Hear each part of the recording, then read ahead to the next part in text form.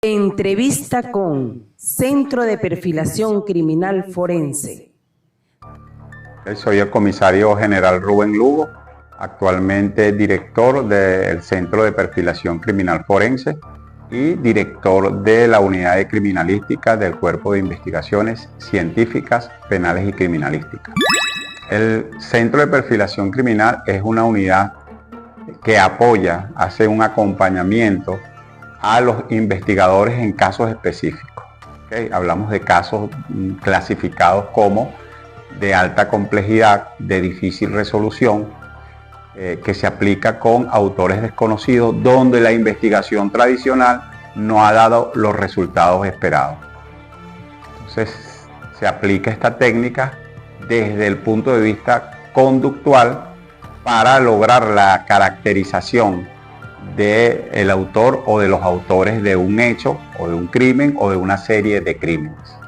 En Venezuela nace el 7 de junio del año 2022. Esta idea nace sobre el trabajo en una tesis de grado en el doctorado de Seguridad Ciudadana que desarrollé en la Universidad Experimental de la Seguridad. Si bien el tema central de ese trabajo no era la perfilación criminal, era la transculturación de la violencia criminal adoptada por grupos criminales en Venezuela. Es decir, cómo los criminales en Venezuela copiaban modelos para ejecutar sus acciones delictivas. Surge entonces la idea de perfilar en los casos de homicidios a las personas que ejecutaban estos hechos y sus víctimas terminaban decapitadas, descuartizadas, desmembradas, algunas incineradas o disueltas en ácido. Entonces surge esta inquietud, ¿cómo estudiar a estos sujetos? ¿Qué pasa por su mente cuando ejecutan estas acciones? Y no solamente el hecho de ejecutarlas, sino que las publican en las redes sociales y las cometen en espacios públicos, enviando un mensaje comunicacional al Estado, a la población en sí y al grupo enemigo cuando se trataba de bandas rivales. Es un equipo multidisciplinario, esencialmente criminalistas, investigadores del crimen, especialistas en las ciencias del comportamiento, psicólogos, sociólogos, criminólogos, antropólogos, psiquiatras o cualquier especialista en una profesión, arte u oficio que a bien tenga a apoyar o a aportar sus conocimientos en el ámbito de lo que es el análisis conductual de los criminales. Pues generalmente en perfilación criminal nosotros podemos hablar de probabilidades. Hemos podido resolver casos o ayudar a la resolución de los casos a través de la aplicación de la técnica de perfilación criminal, pero con una veracidad de, digamos, el 80%.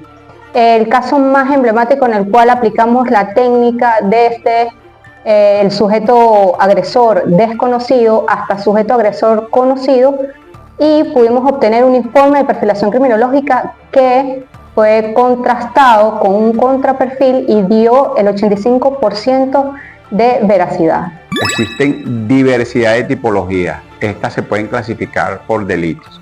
Hago un ejemplo de ello. En los casos de homicidas existe una tipología denominada homicidas múltiples.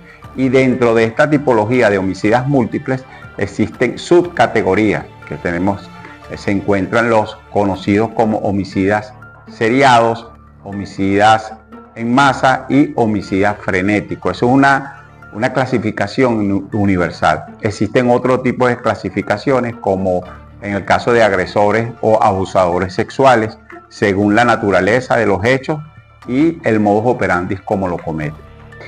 En Venezuela nosotros tenemos criminales seriados. Nosotros acá tenemos, aunque no parezca, hay asesinos seriados, tenemos violadores seriados también. Acá en Venezuela a veces, y ustedes muy bien lo saben como periodistas, muchas veces nos preguntamos si conocemos cuál fue el primer asesino serial en Venezuela, y la gente se remonta a el Comegente. Yo diría que no, que el primer asesino serial en Venezuela es el Monstruo de los Llanos, porque empezó a matar en el año 69, si más no me equivoco. Tuvo 56 víctimas en varios estados. Era una persona que pagó un crimen, según el que no cometió, y cuando salió de la cárcel juró vengarse y bueno, fue buscando y ubicando a cada una de las personas que lo señalaron y acabó con esto. O sea, creo que fue una sola víctima que logró salvarse, no sé si está vivo aún o no sé, pero sería interesante saber si esa persona está viva. Bueno, lo primero es la compilación de datos. Se recibe toda la información, se recibe el compendio de expedientes y todas las diligencias que los conforman, se procede a una lectura y análisis integral de todo el contexto y se comienzan a realizar un plan de trabajo. Este plan de trabajo nos va a determinar a nosotros qué diligencias faltaron por hacer desde el punto de vista de la actividad indagatoria, desde el punto de vista de lo que es la actividad técnico-científica criminalística y desde el punto de vista de las ciencias forenses.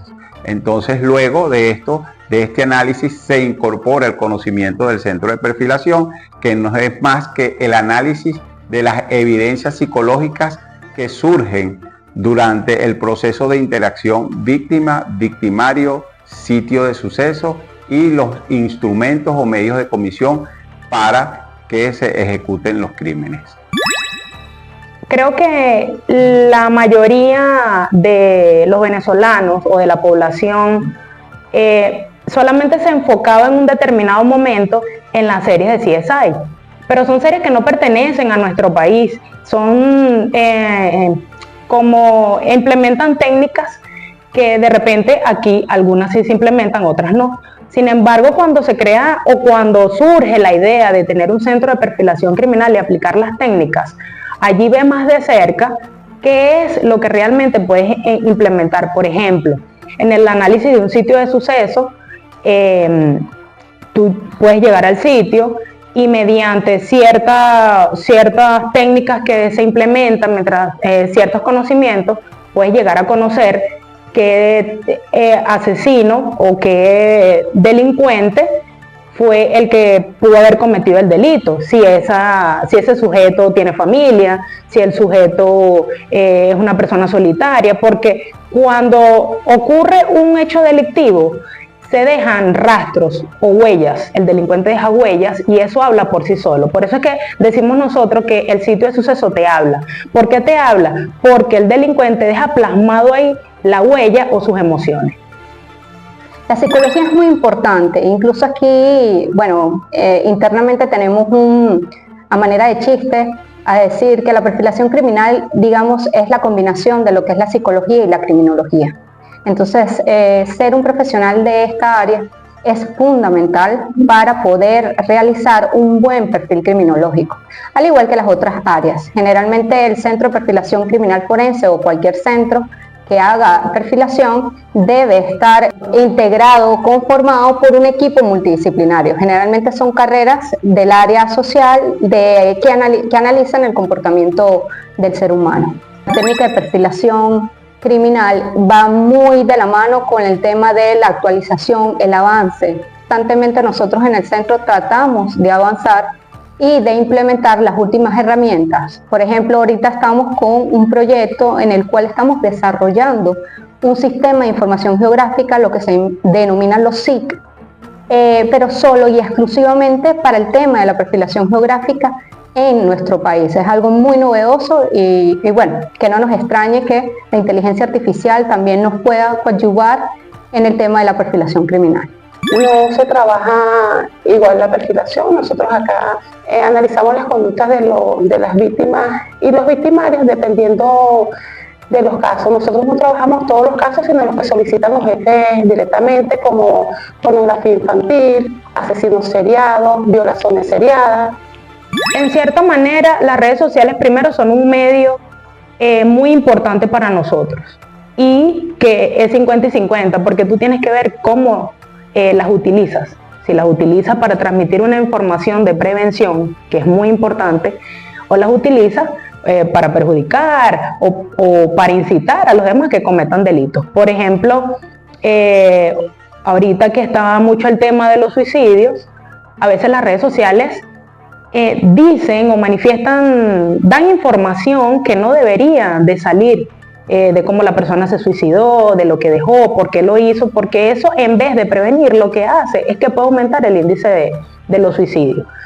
Por otra parte, es bueno lo de la prevención y decir, por ejemplo, no caigas en estafas, si te llaman a esto de esta manera, porque eso puede prevenir que una persona pueda ser víctima de algún delincuente o de algún delito que esté en el momento. Totalmente, totalmente. Es una plataforma, es una base de datos esencial porque Crónicas resalta hechos históricos que ocurrieron y quizás con el pasar del tiempo fueron olvidados. Entonces nosotros tomamos esas referencias y comenzamos a analizar los casos desde el punto de vista, como les dije anteriormente, que es nuestro fuerte conductual. Quizás esos casos fueron resueltos, pero el estudio de la mente criminal en ese momento no fue así.